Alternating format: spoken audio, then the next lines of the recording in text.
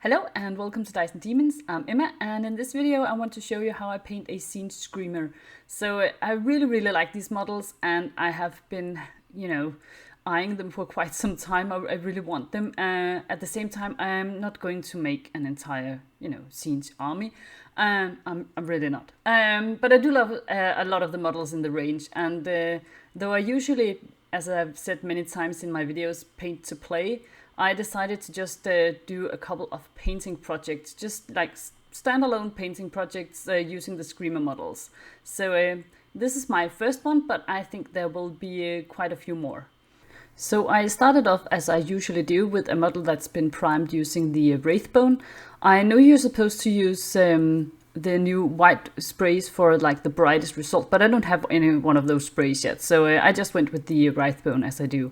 So this is one of the new contrast paints. It's called Sigvald Burgundy, and it's sort of a nice rich pink color, and I decided to use that for the middle part of the Screamer, and then I added another of the new contrast paints. This one is called Croxigal Scales, and I just did a really quick wet blend using these two, and I like the colors individually, but I actually also really like the sort of bluey purple that sort of is the result of a mix of the two.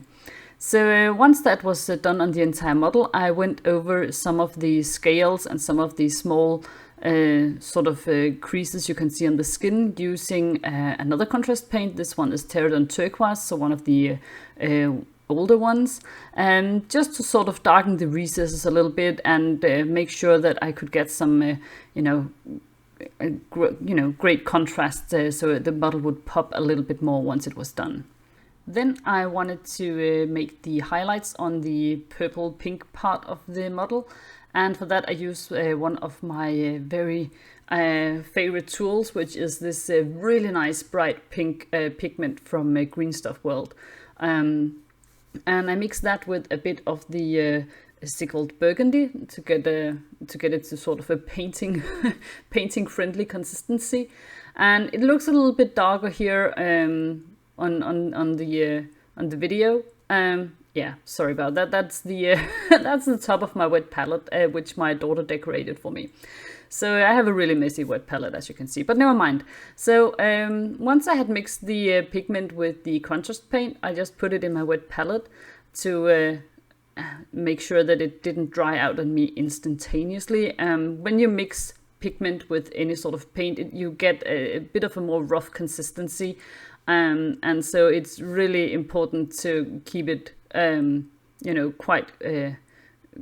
quite moist in order for it to not just turn into like hard lumps of painting pigment on you really quickly. And so the mixture was mixed, as you could see, with a bit of white, like progressive layers of white, and then I just put that on the scales quite quickly, as you can see. I'm not paying too much attention to every single little detail here, because this was a painting project that I wanted to sort of, I decided to spend an afternoon painting this, so that's what I did.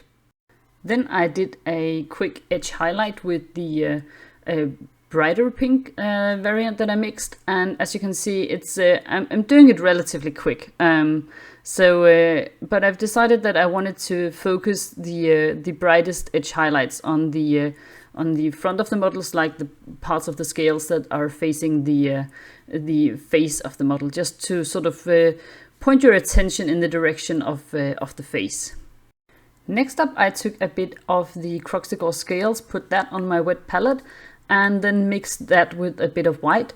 I like to take the original colors if I can, and then mix them with white to make sure that the sort of the hues of the highlights are consistent with the original color. If that's what I'm going for anyway. Sometimes I'm going for more of a contrasting look, but not here. Here I just want nice bright highlights that match with the original color on the model.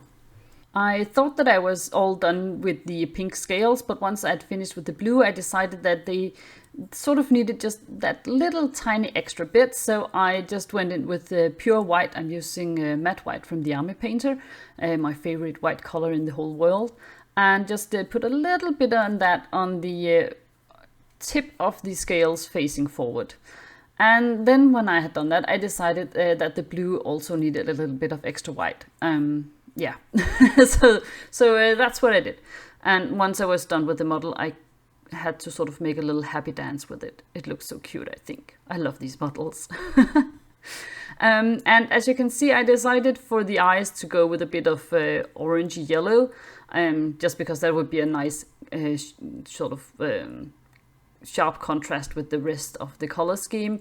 And then for this for the spikes and the teeth, I went with just sort of a boring bone color, but I really wanted the scales and the skin of the Screamer to be the stars of the show, so to speak. So I decided that I didn't want to mix it all up with like bright green spikes or something. I was tempted, but I decided that this was probably better in the long run, and I'm really quite happy with the finished results. As I said, this was a project that I spent about an afternoon on, and yeah, I had so much fun.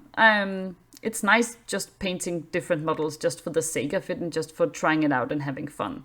I have more Screamer models lying around on my hobby desk, and I think I'll paint another one very soon, but in a different color scheme altogether.